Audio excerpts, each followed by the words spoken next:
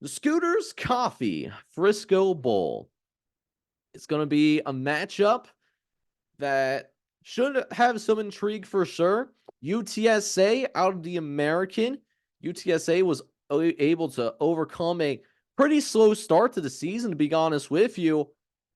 And they actually nearly won the American. UTSA only lost one American conference game all year long. It was a very good season for UTSA in their debut to the American. They're going to be taking on a Marshall team that is simply happy to be here. Marshall was a team that we're shocked only ended up going 6-6 because for Marshall, when we talked about this Marshall team in the preseason, right? When we saw what Marshall was doing, we were previewing that team. We actually had a segment breaking down the Marshall segment specifically because somebody did ask about Marshall. What we have here is a Marshall squad that we felt as a floor. They were a 7-5 team, but we thought they had the potential to be a double-digit win team this year. And they were disappointing beyond all belief. So, what the heck happened? How does Marshall get to where they were, where they had to win their final regular season game before just to be in a bowl game in the first place? Because Marshall was off to an extremely fast start, right? Marshall was good enough to beat Virginia Tech. And the way that Virginia Tech played towards the end of the season, we actually almost ranked them in our Any Given Saturday top 25 power rankings. We had Virginia Tech as a top 30 team going into the bowl season.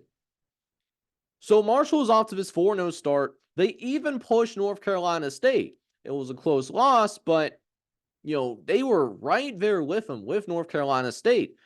So how does a team that has wins against Virginia Tech, they nearly beat North Carolina State, who we do have power rated in the top 25, how do they finish 6-6? How do they go just 2-6 in their final 8 games? Well, for Marshall, turnovers were a problem, a massive problem, and it was highlighted by a massively inconsistent overall offensive attack. And frankly, they just couldn't buy a break this year. They frankly had a decent amount of bad luck. But man, Marshall's offense this year really let them down. They were an offense that could not move the chains to begin with. On third downs, they were awful. The downfield passing game, which we thought was going to take a step in the right direction, that wasn't there. And there's a problem with them scoring when they do get a chance. And that was even with their starting quarterback, Cam Fincher, who we're high on. And we have a little bit of a soft spot here on the Any Given Saturday show because he is from my high school alma mater. Shout out to the boys over at Wayne High School in Huber Heights, Ohio. He's a Wayne High School graduate. So I say all these things about Marshall because they're taking on a good UTSA team. How the heck do they pull this off against UTSA? How do they get it done? You got to run the ball. You got to run the ball extraordinarily well. When Marshall gets to 160 yards on the ground, they're beating anybody. They're 4-0. They're 6-1 when they get past 110 yards. So bare minimum, Marshall has to get at least 110 yards on the ground. If you get to 160, that's great, but bare minimum, got to get to 110. And good news for Marshall is that the UTSA defensive front, it's a pretty inconsistent defensive front overall. While their pass rush is fantastic, they are also going to miss their top playmaker in Trey Moore, who is in the transfer portal. I believe he's currently crystal ball to Texas. And against the run, the Roadrunners, they gave up over 110 yards on the ground on a regular basis. So if you're Marshall, You just got to keep grinding, let those yards build up, and actually be better at third down. Because the backup quarterback that's came in, first of all, very inexperienced, true freshman from Versailles, Kentucky. And we saw him play in a few games this year. And he was he showed why many true freshmen don't start or play right away. Most true freshmen get redshirted for a reason. Cole Pennington will still have his red shirt because this is only going to be his fourth game. So him playing in the bowl game, it'll be good long term for this Marshall program because he might be someone that could develop into something special. He has incredibly high upside, but this year, Cole Pennington has showed that he was not ready to step on a field this year. In the 3 games that he's actually played in, he did win one of his starts against Georgia Southern, but he didn't throw a single touchdown pass. He threw 6 interceptions. He hasn't found the end zone at all.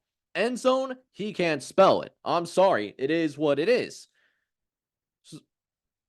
And for UTSA, while they are going to miss their top defensive playmaker in Trey Moore, this is still a pretty intact team. Aside from Trey Moore, UTSA is also going to be at full strength. Jeff Traylor, we thought he was going to be gone this year, that he was going to have a bigger head coaching job after this. Well, he's not going anywhere. He's staying at UTSA at least for another year. And he'll also have his longtime starting quarterback in Frank Harris. And Frank Harris, one of the best quarterbacks in the American. Probably only Michael Pratt might have been better than Frank Harris this season when he is healthy. He's going to have all of his offensive weapons to work with. In addition, Marshall's offensive line, while it's done a solid job of getting push in the running game, they've done a solid job of blowing people off the ball. They've been very average in pass protection. And keeping Cole Pennington protected is important when you have such an inexperienced quarterback there. He's not going to be someone that is going to win you a game. He's going to have to be someone where the rest of the team has to rally around him and play good complementary football. So the Marshall offensive line is going to have to hold up. And UTSA, even without Trey Moore, they can bring up the heat. And that pressure has got to come in for, if that pressure kicks in for UTSA, it could kick in the core issue that we just talked about for Marshall. It's the turnovers. It's not just that Marshall gave it away a ton. It's that the mistakes were steady throughout the season. They actually had multiple giveaways, not only in each of their 4 games, and then they had 16 spread out over the last 5 games. So even when Marshall was off to a hot start, when they were 4-0 to start the season, they've been careless with the football, frankly. So while Marshall has been able to overcome those problems enough to be here in a bowl game, in spite of everything that's happened, when they're turning the ball over, they put themselves in a bad position. And for me, I look at this game. We'll check real quick what the model has to say. So right now, UTSA is listed as 11.5 point favorite. If this becomes a splattering, I would not be surprised by that. I think Marshall has one possible offensive advantage in the run game. But even then, UTSA's run defense, while it's not a strength, it's not a weakness as well. But I look at UTSA, they have multiple advantages across the board. They have the more experienced quarterback. They have a team that's actually together. They have a better team to begin with, in my opinion. Full strength compared to full strength Marshall. Marshall is not at full strength. So this one's an easy one for me. UTSA, this has blood spattering territory written all over it. Give me UTSA to win. Give me UTSA to cover with, frankly, relative ease in that night matchup in the Frisco Bowl.